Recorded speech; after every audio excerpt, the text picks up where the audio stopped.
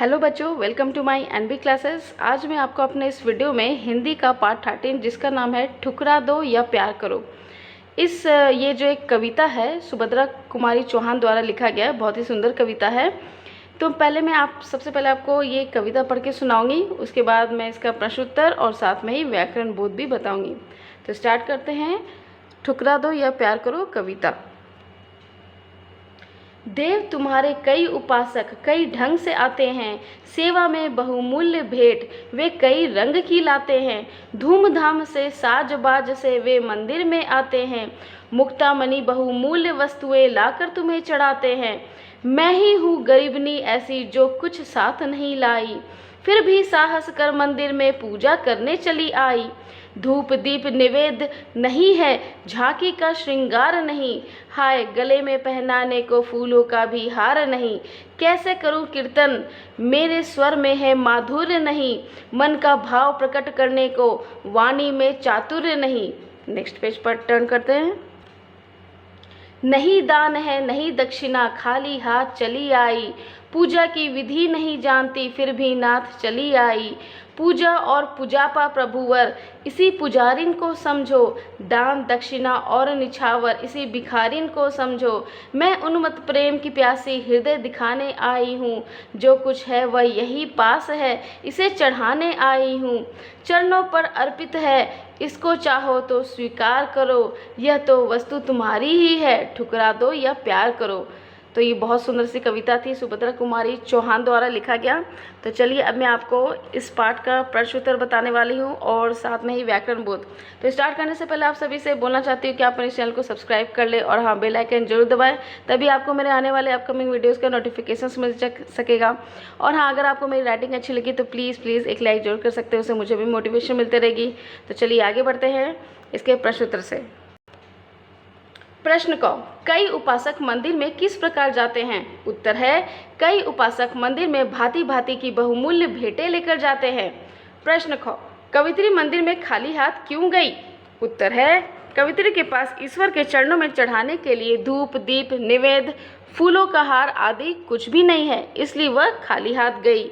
प्रश्न ग, कवित्री ने भगवान के चरणों में क्या अर्पित किया? उत्तर है, कवित्री ने भगवान के चरणों में अपना हृदय अर्पित किया। आगे प्रश्न घ की तरफ। इस कविता में कवित्री किस वर्ग का प्रतिनिधित्व कर रही है? उत्तर है, इस कविता में कवित्री शोषित और गरीब वर्ग का प्रतिनिधित्व कर रही है। सोचिए। प्रश्न, विश्वास और अंधविश्वास में क्या अंतर है? क्या हमें ईश्वर के अस्तित्व में विश्वास करना चाहिए? उत्तर, विश्वास का एक नैतिक आधार होता है, अंधविश्वास निराधार होता है। अंधविश्वास किसी के प्रति अंध भक्ति से उत्पन्न होता है और विश्वास तर्क पर आधारित होता है। हमें ईश्वर के अस्तित्व में पूर्ण विश्वास रखना चाहिए। जैसे इस संसार में हवा होते हुए भी दिखाई नहीं देता है, फिर भी उसका अस्तित्व है, ठीक वैसे ही ईश्वर भी इस संसार में निराकार रूप में प्रत्येक प्राणी के हृदय में बसा हुआ है, अतः उसका भी अस्तित्व है। लिखिए। प्रश्न क, पूजापा से क्या तात्पर्य है? उत्तर है, पूजा करते समय ईश्वर को अर्पित की गई वस्तु पूजापा कहलाती है। प्रश्न ख, दान दक्षिणा न चढ़ा पाने के अभाव में कवित्री कैसा महसूस कर रही है? उत्तर है, दान दक्षिणा न चढ़ा पाने के अभाव में कवित्री स्वयं को असहाय महसूस कर रही है। आगे बढ़ते हैं। प्रश्न ग, कवित्री के पास ईश्वर के चरणों में अर्पित करने के लिए क्या है? उत्तर है, कवित्री के पास ईश्वर के चरणों में अर्पित करने के लिए पवित्र हृदय है, जिसमें पावन प्रेम के भाव भरे हुए हैं। नंबर 2, संक्षेप में उत्तर लिखिए। प्रश्न क, कवित्री के पास भगवान की पूजा करने के लिए क्या क्या नहीं है? उत्तर, कवित्री के पास भगवान की पूजा करने के लिए धूप दीप निवेद झांकी का श्रृंगार और फूलों का हार नहीं है। प्रश्न ख, कवित्री ने कीर्तन न करने का क्या कारण बताया? उत्तर है, कवित्री ने कीर्तन न करने का कारण बताते हुए कहा कि उसके स्वर में मधुरता नहीं है। प्रश्न क, कैसे पता चलता है कि कवित्री सच्ची ईश्वर भक्त है? उत्तर, कवित्री अपने आराध्य के चरणों में स्वयं को समर्पित कर देना चाहती है, इससे पता चलता है कि कवित्री सच्ची ईश्वर भक्त है। प्रश्न घ, भक्त प्रभु को बहुमूल्य भेंट क्यों चढ़ाते हैं? उत्तर है अपने मन को संतुष्ट करने के लिए और दिखावा करने के लिए भक्त प्रभु को बहुमूल्य भेंट चढ़ाते हैं। चलिए आगे बढ़ते हैं। 3 विस्तार से उत्तर लिखिए। प्रश्न ऐसा है, कवित्री ने स्वयं को पुजारिन और भिखारिन क्यों कहा है? तो उत्तर इस प्रकार है, कवित्री का मानना है कि इस संसार में भगवान के कई भक्त हैं जो अनेक बहुमूल्य उपहार लेकर आते हैं। कवित्री भी भगवान की भक्ति करती है, लेकिन उसके पास देने के लिए बहुमूल्य वस्तुएं नहीं हैं, इसलिए वह स्वयं को भिखारिन कहती है। उसके पास पावन विचारों के अतिरिक्त कुछ भी नहीं है, इसलिए वह स्वयं को पुजारिन कहती है। प्रश्न ख, क्या ईश्वर को बहुमूल्य भेंट व दान दक्षिणा से प्रसन्न किया जा सकता है? तर्क दीजिए। उत्तर है, व्यक्ति बहुमूल्य भेंट व दान दक्षिणा से अपने मन को प्रसन्न कर लेता है। उसके द्वारा बहुमूल्य भेंटें चढ़ाने से ईश्वर खुश नहीं होता। ईश्वर तो भक्त के पवित्र भावों का भूखा है, बहुमूल्य वस्तुओं का नहीं। ईश्वर नर सेवा से प्रसन्न होता है, क्योंकि नर सेवा ही नारायण सेवा है। प्रश्न ग, कविता में किसे ईश्वर की वस्तु कहा गया है और क्यों? उत्तर है, कविता में पावन विचारों से परिपूर्ण हृदय को ही ईश्वर की वस्तु कहा गया है, क्योंकि पवित्र हृदय में ही ईश्वर का वास होता है। पवित्र विचारों से संपन्न व्यक्ति ही मानवता के हित में कार्य कर सकता है। आगे बढ़ते हैं। प्रश्न घ, कविता का प्रतिपाद्य अपने शब्दों में लिखिए। उत्तर है, इस संसार में ईश्वर के कई प्रकार के उपासक हैं। ऐसे भी भक्त हैं जो अपने ईश्वर को प्रसन्न करने के लिए बहुमूल्य भेंट चढ़ाते हैं। ऐसे भक्तों का मानना है कि ईश्वर बहुमूल्य उपहारों से प्रसन्न होकर उनके द्वारा किए गए पापों को कम कर देगा या माफ कर देगा, तो यह उनका कोरा भ्रम है। कवित्री स्वयं गरीब है, उसके पास चढ़ाने के लिए कीमती उपहार नहीं है। कवित्री मंदिर में स्थापित ईश्वर की मूर्तियों का श्रृंगार भी नहीं कर सकती है। कवित्री के पास केवल पवित्र भावों से भरा हुआ हृदय है, जिसमें सकल मानवता के हित का भाव छिपा हुआ है। उसके पास पहनाने के लिए फूलों के हार भी नहीं है। कीर्तन करने के लिए उसकी वाणी में बनावटी मधुरता नहीं है। मन का भाव प्रकट करने के लिए वाणी में चतुरता भी नहीं है। दान देने के लिए और दक्षिणा देने में भी वह असमर्थ है। वह ईश्वर के प्रति स्वयं को ही समर्पित करने आई है। वह स्वयं को दीनहीन भिखारिन कहती है। कवित्री प्रभु के प्रेम की प्यासी है। ईश्वर के प्रति उसका प्रेम सच्चा है।